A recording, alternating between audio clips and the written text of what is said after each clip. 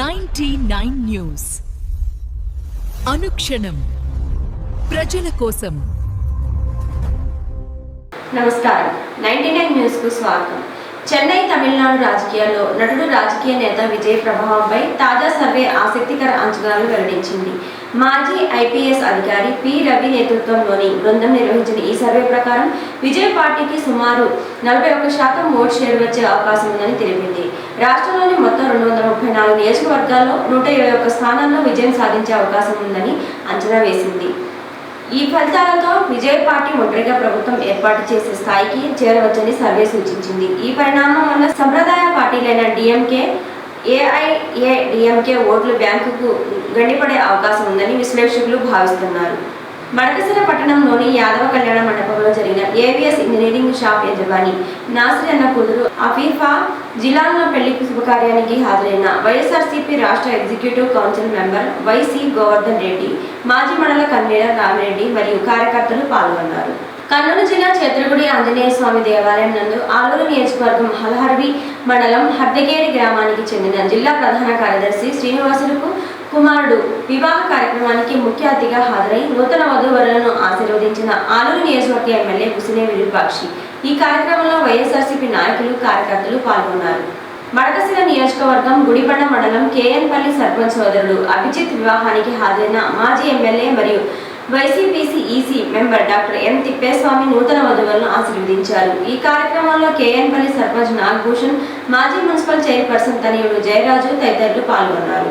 మడకసిర నియోజకవర్గం హిందూపురం పట్టణంలో ఏఎంఎస్ కళ్యాణ మండపంలో హేమరాజు కూతురు భవ్య వివాహానికి హాజరైన మాజీ ఎమ్మెల్యే మరియు YCP C EC member doctor M Thippeswamy నూతన వధువులను ఆశీర్వదించారు.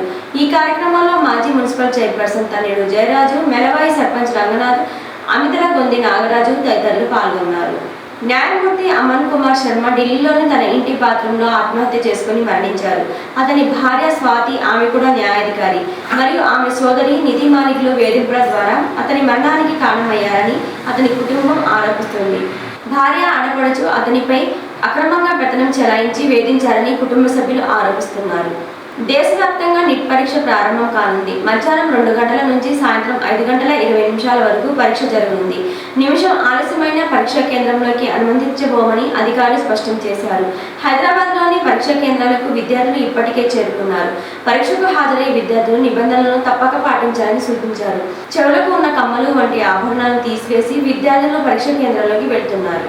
మహబూబాబాద్ జిల్లాలో గ్యాస్ సిలిండర్ల కొరత తీవ్ర రూపం దాల్చింది. ముఖ్యంగా నరసింహులపేట మండలంలో వినియోగదారులు తీవ్రమైన ఇబ్బందులు ఎదుర్కొంటున్నారు. గ్యాస్ సిలిండర్ల కోసం అర్ధరాత్రి నుంచే ఏజెన్సీ ఎదుట భారీ క్యూలైన్లు ఏర్పడి చాలా మంది అక్కడికక్కడే పడుకొని వేచి ఉండాల్సిన పరిస్థితి నెలకొంది. ఎన్నో రోజులుగా బుకింగ్ చేసినప్పటికీ సిలిండర్ల సమయానికి అందకపోవడం పట్ల వినియోగదారులు ఆగ్రహం వ్యక్తం చేస్తున్నారు. గ్యాస్ ఏజెన్సీ నిర్వాహకులు సరైన సమాధానం ఇవ్వకపోవడం కూడా ప్రజల అసంతృప్తికి కారణమైంది. సమస్యపై స్పష్టత లేకపోవడంతో వినియోగదారుల ఆవేదన మరింత పెరిగింది. ఈ నేపథ్యంలో సమస్యకు తక్షణ పరిష్కారం కోరుతూ వినియోగదారులు జాతీయ రహదారిపై గ్యాస్ సిలిండర్లు పెట్టి ధర్నా చేపట్టారు. ఈ నిరసనతో రహదారిపై రాకపోకలు నిలిచిపోయి ట్రాఫిక్కు తీవ్ర అంతరాయం కలిగింది. ప్రస్తుత కాంగ్రెస్ ప్రభుత్వం రైతుల పక్షపాతి కాదు. దళారుల సొత్తు చేతకాని దద్దమ్మ పాలనలో రైతులు నడిరోడ్డుపై అల్లాడుతున్నారు. వెంటనే నియోజకవర్గ వ్యాప్తంగా ధాన్యం కొనకపోతే ఆందోళన చేస్తామని భద్రాద్రి కొత్తగూడెం జిల్లా అశ్వరావుపేట నియోజకవర్గ మాజీ MLA BRS incharge Mecha Nageswararao నిప్పులు చెరిగారు. చండుగొండ మండలం దామరచర్ల ధాన్యం కొనుగోలు కేంద్రం వద్ద పెరుగుపోయిన ధాన్యపు రాశులను చూసి ఆయన ఆగ్రహించారు. అక్కడి రైతుల గోడు విన్న మెచ్చ నాగేశ్వరరావు కాంగ్రెస్ సర్కారుపై తీవ్ర పదజాలంతో విరుచుకుపడ్డారు. రేవంత్ రెడ్డి మాయమాటలకు బలైపోయి రైతులు నేడు కన్నీరు పెడుతున్నారని దుయ్యబట్టారు. కేసీఆర్ హయాంలో ధాన్యం గింజ కూడా బయటపడకుండా కొనుగోలు చేసిన రోజులను గుర్తు చేసుకోండి. నేడు రైతుల కష్టం రాబందుల పాలవుతుంటే ఈ ప్రభుత్వానికి కళ్ళు కనబడడం లేదా, అధికారులకు చెవులు పనిచేయడం లేదా అని ఘాటుగా ప్రశ్నించారు. రైతు బంధును ఎగ్గొట్టి రైతు బీమాను పాతాళానికి తొక్కి ఇప్పుడు పండించిన పంటను కూడా కొనకుండా రైతుల నోట్లో మట్టి కొడుతున్నారని మండిపడ్డారు. ఇంత అసమర్థ పాలన అవసరమా? రైతులకు న్యాయం చేయడం చేత కాకపోతే తక్షణమే రాజీనామా చేసి తప్పుకోండి. మళ్లీ కేసీఆర్కి అధికారం అప్పగిస్తే నెల రోజుల్లోనే ఈ గందరగోళాన్ని చక్కదిద్ది రాష్ట్రాన్ని సుభిక్షం చేస్తారని హెచ్చరించారు.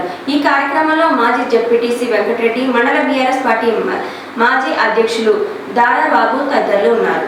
శ్రీకాకుళంలోని అంబేద్కర్ విశ్వవిద్యాలయంలో ఒక కాంట్రాక్ట్ అసిస్టెంట్ ప్రొఫెసర్ మొదటి సంవత్సరం ఇంజనీరింగ్ విద్యార్థినితో అసభ్యంగా మాట్లాడుతున్న ఆడియో వైరల్ అయింది. రేపు సెలవు ఇంటికి వచ్చేయండి అని చెబుతూ అతను నిర్లక్ష్యంగా ప్రవర్తించాడు. నువ్వు నాకు కావాలి, మన ప్రయాణం ఎలా ఉండాలో పంచుకుందామంటూ అన్నాడు. బాధితురాలు వేధింపుల విషయమై విశ్వవిద్యాలయ అధికారులకు ఫిర్యాదు చేసింది. శ్రీ నాగళ్లగండి ముత్యాలమ్మ మరియు శ్రీ కనకదుర్గ అమ్మవార్ల తిరునాళ్ల మహోత్సవంలో పాల్గొన్న జిల్లా బీఆర్ఎస్ పార్టీ నాయకులు స్వయం వీరభద్రం అశ్వారావుపేట నియోజకవర్గం దమ్మపేట మండలం గణుగులపడి గ్రామంలో గుట్టపైన వేయించేసి ఉన్న ఆది పరాశక్తులు శ్రీ నాగళ్లగండి ముత్యాలమ్మ మరియు శ్రీ కనకదుర్గ అమ్మవార్ల తిరునాళ్ల మహోత్సవంలో కమిటీ వారి ఆహ్వానం మేరకు పాల్గొని ప్రత్యేక పూజలు నిర్వహించి ఆశీర్వచనాలు తీసుకొని తీర్థప్రసాదాలు స్వీకరించిన అనంతరం స్వయం వీరభద్రం మాట్లాడుతూ అమ్మవార్ల దివ్య ఆశీస్సులు ప్రజలందరిపైన ఉండాలి, పాడి పంటలతో సుఖ సంతోషాలతో నిండుగా వర్ధిల్లాలి అని జిల్లా భారత నాయకులు స్వయం వీరభద్రం అన్నారు. ఈ కార్యక్రమంలో ఆలయ కమిటీ సభ్యులు ఎర్ర వసంతరావు, ఎలికే శ్రీను, అశ్వరావుపేట నియోజకవర్గ యువ రాజకీయ నాయకులు వాడే వీరస్వామి తదితరులు పాల్గొన్నారు. ఈ వార్తలు ఇంతటితో సమాప్తం. 99 న్యూస్ అనుక్షణం ప్రజల కోసం.